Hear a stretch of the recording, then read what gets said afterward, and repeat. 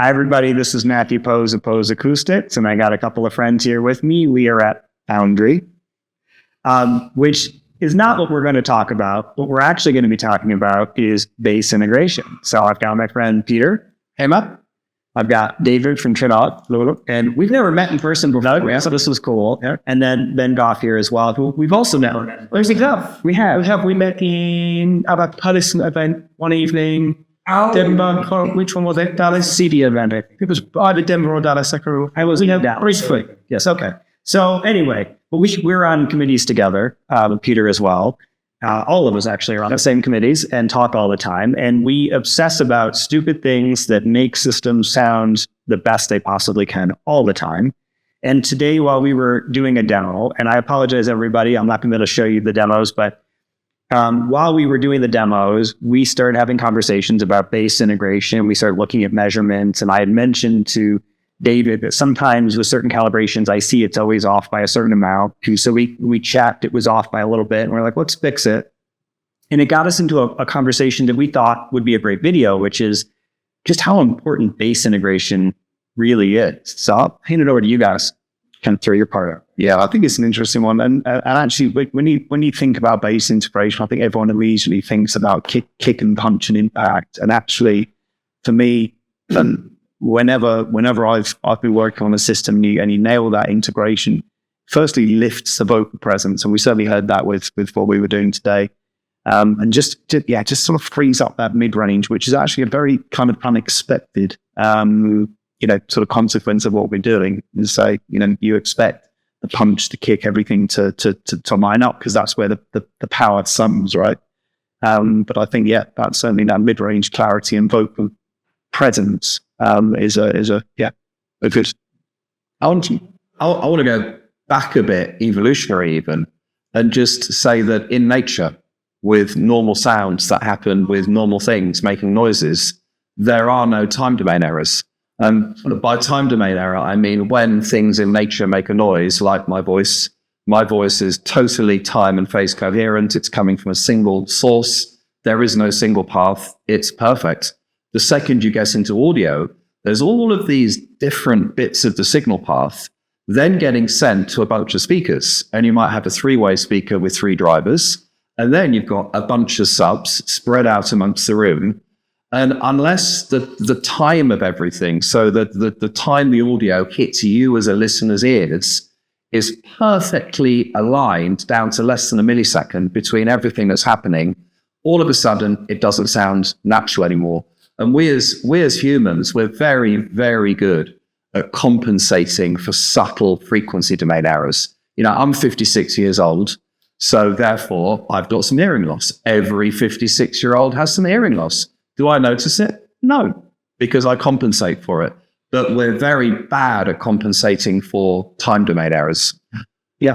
So which is interesting. I would say across the DIY community and other professionals, if you ask someone, how does that system measure?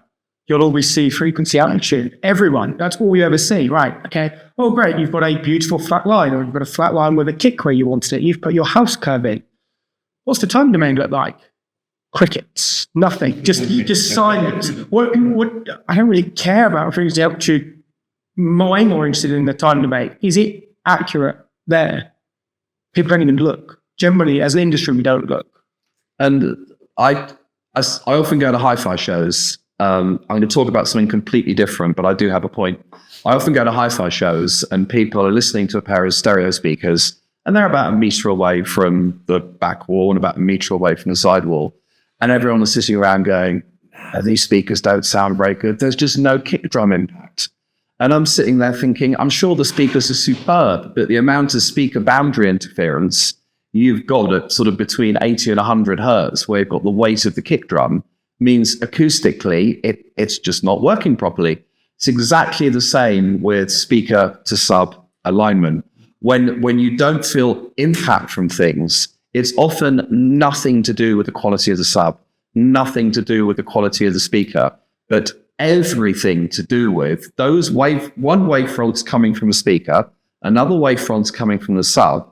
They need to get to you at exactly the same time. If that happens, and then you get another wavefront, then it's just going to sound you're not going to get that slab. You're not going to get that impact. Yeah. And I think a lot of people don't always understand what it means to get integration. Right? We jump right into the topic. We never really explain what it means. But, what you want to see is it's sort of 3 domains that I look at. And that's what we got into with this. You've got the frequency response, but the frequency response is tied to what's happening in the phase response. Now, most people are used to looking at frequency and phase, but then we got into, which was not what people are used to, and that's the time domain stuff, was we looked at peak energy. And what we made sure was that the peak energy and the low frequency wavefronts were aligned at the crossover point. So we saw a nice smooth transition into those subs. And it was when we got that right that we did some listening tests, UAB back and forth, and we all had the same reaction, which was it sounded better, more impactful. The mid-range was lifted. Everything moved towards the front better. I mean, it all got better. It's not like a huge effect. There's definitely other things that have a bigger effect. But what I like to argue is it's only time. Like, it doesn't cost you any money to fix this. It's just your time to get in and do it right. So why not? Yeah, that comes back to a lot of what we've done. We've spent years and all being part of the RP22 process with CDA paper. All of those things get us to a point where the system's got potential to be great. If you don't spend that time, it's no guarantee it's going to be great at all. Like, you can make the best equipment together and you've got a time domain error at your integration point with sloppy, there's just low impact then. And it doesn't matter what it's if you get that wrong. So often you, in all the forums in the land, someone will go, what subwoofer should I buy? Yeah. And then you're just going to get people's favorite subwoofers listed. Buy this, buy that, buy the other, buy, Don't buy this other one. Yeah. How do I improve my system? I'll buy these speakers, buy these amplifiers. Well, I would say the 2 ways that most people could improve their systems the most is, number one, sort your fundamental acoustics out in the room. Yeah. Just get the room working acoustically corrected. Good. Secondly, get someone to calibrate it that really knows their stuff and critically knows how to integrate subwoofers with speakers. Yeah. And I'll say, I think, because we talked about this too, calibration should really be done in person. So this because with Trinnov, it's possible to do a complete remote calibration on. And I get pushed to do them all the time. And I can make a system. I can make a system better remotely to a point. I can look at it, I can say, well, this is clearly wrong. We're seeing bad integration. We're seeing bad response, whatever.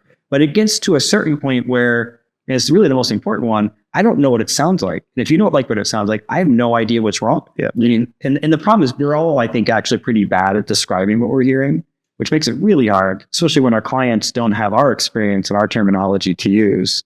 Yeah, and I think also, that the ability to do remote calibration is a great thing. In terms of helping, I think it's really useful. Do I advocate it as a good way to do things? No, not really. But as you kind of alluded to there, it's also being there in person with your experience, but also your own tools for verification, right? All of the automated, correction systems don't run through a verification step. So it's so important to go back and do that as well. And, that's, I think that's a lesson that, all of us are learning and evolving over time, for sure. Yeah. How many things can we change that you'll fix one thing with breaking over? There's a knock-on consequence, and you may fix something that wasn't really audible, but it looks better. Everything we're looking at is great, but you lose something. Yeah. And if you're not looking at every parameter, you're looking at all the different measurements you could take. Once you get beyond fixing the basic stuff that's wrong, getting that last 5-10%, how many things do you fix, cause a knock-on, make it sound worse? Unless you're constantly being back and listening. Right, change one parameter, listen. Change one parameter, listen. It's so easy to make things worse. It is. That's true. Doing that remotely when you don't have a chance to go back and listen at all. And then there's do I really know exactly where the microphone is? Do I really know exactly what? Like, all those things, it's going to be a challenge to get it. We kind of do it the Trinnov because they give us. Right. Because it's like anything, I've always likened Trinnov to having the most amount of tools in the toolbox, right? Yeah. But you don't need to use every tool at once. So it's picking the right one, right, into the appropriate moment. I do. I have people. I mean, if I could use a Trinnov in every system I do, I would, because it's so flexible. But I do have people who call me up and they'll say, "Is it going to make my system sound better?" And it's like, it's a really hard question to answer. Fundamentally, not necessarily. It's a good processor. There's lots of good processors. If you have a really basic system and I've got all the levers I need to make it good, I can make any system sound good, whether it's brand A or brand B processor. It doesn't really matter. Yeah. What makes the Trinnov special, which we've gotten into a tangent with this now, is it's got so many levers to play with. Yeah. And so when things aren't going right, I have a tool I can go to and say, oh, that's the tool to fix this, which is why I like them. It's just, it does get silly when it's like somebody's little family room system with mid-grade speakers and a $20,000 processor. And it will always help, right? And I think that's the good thing. You know, it will always, you will always get an advantage out of having a more advanced product, whichever part of the system that becomes. But I always use John Heron, my colleague in the US, his analogy of, give me a high school gymnasium, I'll give you the best sounding high school gymnasium. You can't, you can't fundamentally change what it is. Exactly. Well, that's sort of the acoustic that Peter talked about too, which is such a common issue. And one of my best advices when you're doing calibrations, because you just intimated at it, Ben, is you kind of get into the spiral of calibration despair, that you make a change and make a change and make a change and make a change, and you've convinced yourself you've made it better. You might have just made it different. So once you've got your first basic calibration, if your processor gives you the opportunity to save that as a preset, and appreciate many don't, but if you do have that opportunity, save that as a baseline. And then once you've been calibrating for an hour or two or whatever, every once in a while, just go back to that original one, just almost as a sanity check. Have I actually made things better, or is it just a bit different? Mm-hmm. And it could take time to listen to lots of different content to fully appreciate the change and say, okay, it's better, or nah, it's just different. I've done that before. I've changed things. I'm like, it's clearly better. We can do it. I'm like, no, it's better. Yeah, exactly. That was silly. All right, well, I don't want to make this video too long. This was actually shot on my phone, so it's probably approaching overheating. But I just wanted to get you guys together. I thought this was a neat opportunity. We're in England. We're not actually in London. We're outside London. But how often do I get to see all of you guys together other than CDA? Yeah. And so it was neat that we got to do this. It was great spending the day with you guys. And I learned something as always, which is good. Can't wait to have you guys actually back in CD in Denver. That's coming up pretty soon. I'm Frighteningly soon. I know. I'm not ready. But anyway, for everybody, please subscribe if you haven't already. Remember, I really like when you guys do those little super chats and the thanks and everything that you do. Thanks for watching these videos. I hope you appreciate when I can bring in my friends who bring in a ton of experience and expertise from our industry into these types of videos. So thanks again for watching.